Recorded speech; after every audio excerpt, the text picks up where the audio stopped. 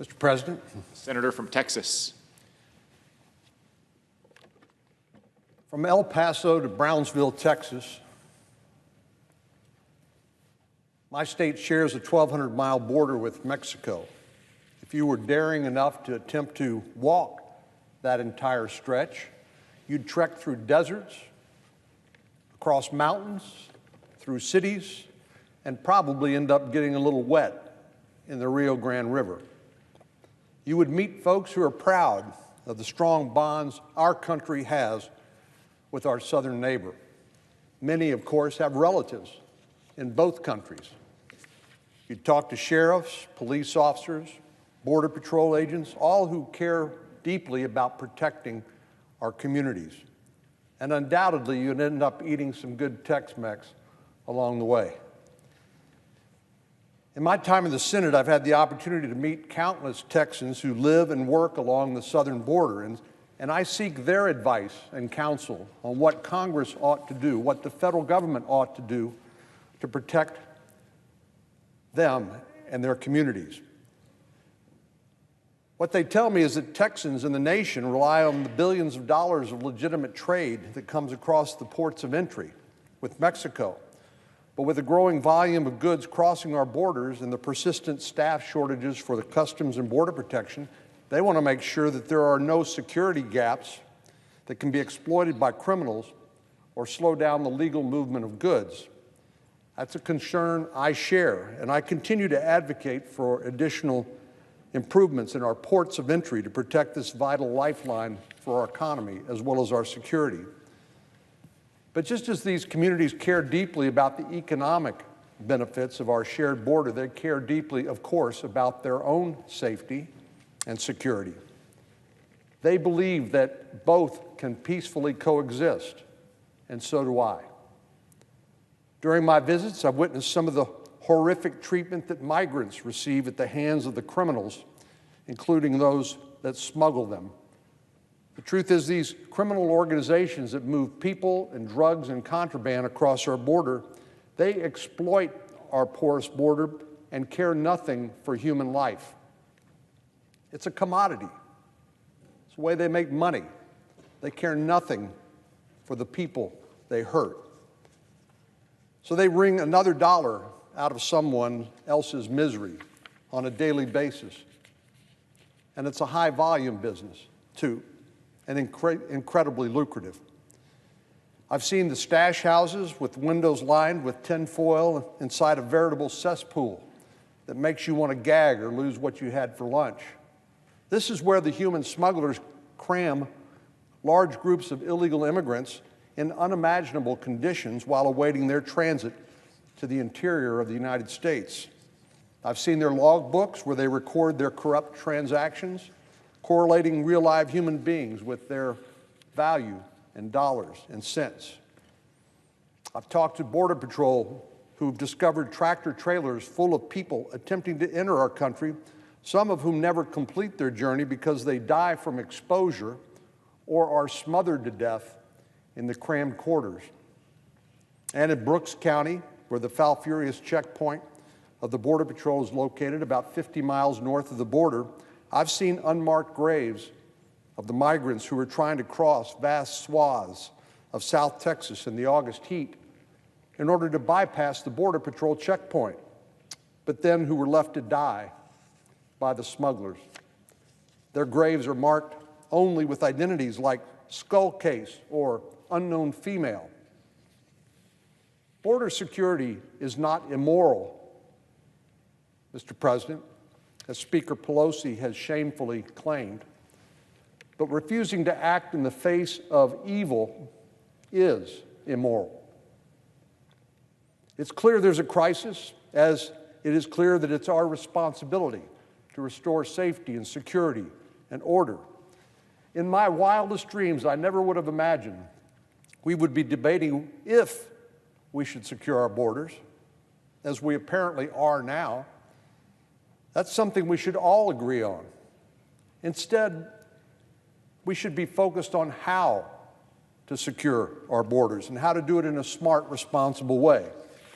In my experience and learning from the experts, They tell me that's no one-size-fits-all solution. You can imagine in a 1,200-mile border with just Texas and Mexico, with the variety of topography and geography, that one-size-fits-all does not work. What works best in the Rio Grande Valley doesn't necessarily work in an urban environment like El Paso, with Juarez just right across the international bridge. We need to customize solutions that meet the specific need rather than trying to dictate from here in Washington, thousands of miles away, a solution that solves nothing. We need to look at border security as a combination of three things. Physical infrastructure. Yes, that includes barriers, walls, fences, vehicle barriers in appropriate locations, but it also includes technology, radar, ground sensors, drones, aerostats. This is a layered approach that provides flexibility for the experts on the ground to determine what is best for each sector, what is best for each part of our immense border, and implement the changes necessary to achieve desired results. As I said, in many areas, the landscape and location means that physical barriers may not be needed, may not be practical. In rural areas, technology, sensor technology or cameras may be sufficient, but we know we need additional boots on the ground too, because it's not enough to put a barrier in place or have a radar or a ground sensor in place if you don't have the Border Patrol to show up and detain people that they discover trying to make their way illegally into the United States or bringing drugs into the United States. So some combination of these three elements, I think, is always going to be needed, no matter where you're talking about. I'm proud of the work we've done here in the Senate, generally speaking, and I know that when we work together, we can do a lot of good. But logic and experience should tell us we shouldn't be the ones deciding how every inch of our southern border is secured. I don't claim to be an expert, although I have gone to school on the topic. Spent a lot of time talking to those people who are experts and learning from them. And I believe we need to let those experts drive the decision-making process on the right combination of resources needed to achieve operational control of the border. Unfortunately, our Democratic colleagues' refusal to invest in real border security has landed us in a partial government shutdown, resulting in 800,000 federal workers who on Friday won't get a paycheck. That's unnecessary. And they are, unfortunately, collateral damage to a political game which we should not be playing. I know many of these 800,000 federal workers are already anxious about how they will make a car payment, or how they'll pay their mortgage or their rent, or how they'll put food on the table. That's completely unnecessary, this shutdown. I'm afraid this debate on border security, of course, is not really a debate about border security at all. It's a way for congressional Democrats to take a stand against a president they oppose, while putting border communities at risk and sending the men and women who protect them to work without pay. This battle's gone on too long, and I can only hope that Speaker Pelosi and Minority Leader Schumer show some leadership rather than continue to take the low road. This shouldn't be about winning a partisan fight. It should be about protecting our citizens and stemming the tide of illegal immigration, drugs, and contraband entering our country. If there was ever a time, now is a time for common sense to prevail and end this senseless shutdown.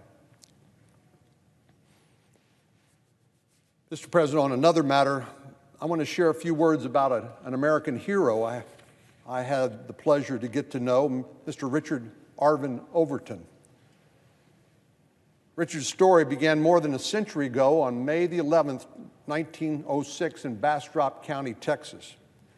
Throughout his young life, Richard held a variety of jobs: landscaping, picking cotton, working at a furniture store, and building homes.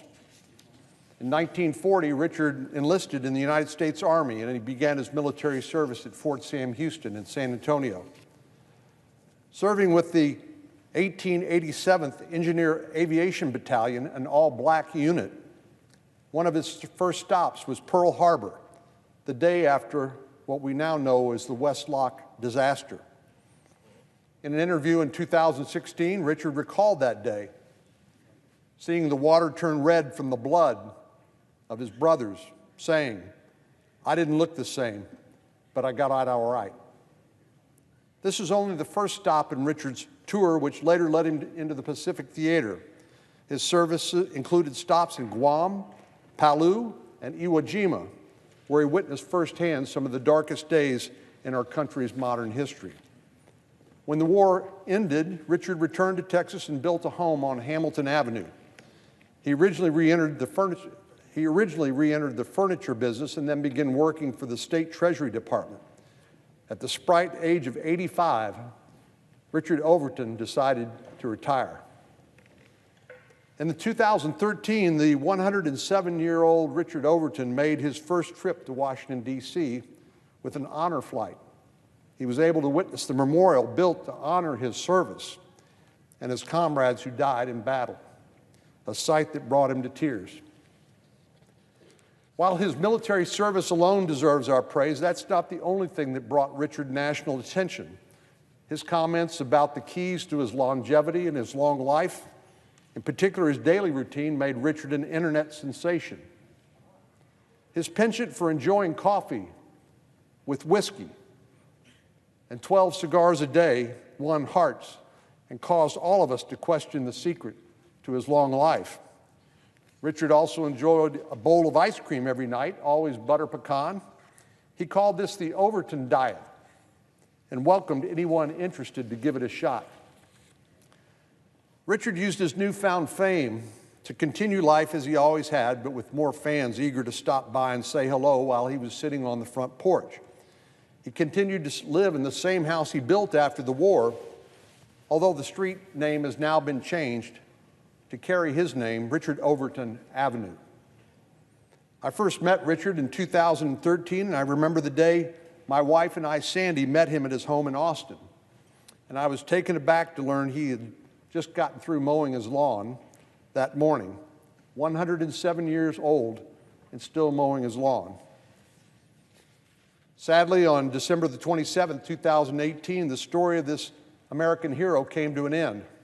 At the ripe old age of 112 years, Richard passed away, leaving a host of cousins and extended family members.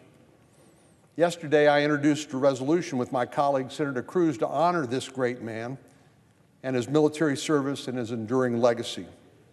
Our country's lost a true patriot. Our state has lost a legend, and our community has lost a dear friend. Mr. President, I yield the floor.